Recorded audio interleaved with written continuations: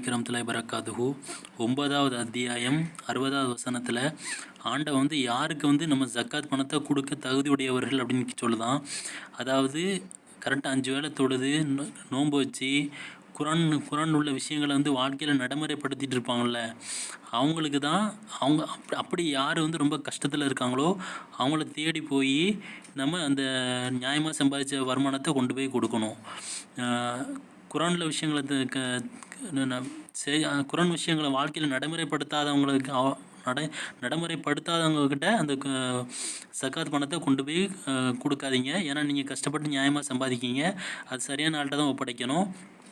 அதனால் குரானில் விஷயங்களை யார் முடிஞ்ச வரைக்கும் ரொம்ப வாழ்க்கையில் கடைப்பிடிச்சிட்டு இருக்காங்களோ அவங்கள சந்தித்து பார்த்து அவங்கக்கிட்ட இந்த ஜக்காத் பணத்தை கரெக்டாக அவங்கக்கிட்ட ஒப்படைச்சிருங்க. அது யாருக்கு ஒப்படைக்கணும் அப்படிங்கிற இதையும் ஆண்டவன் நமக்கு சொல்லித்தரான்.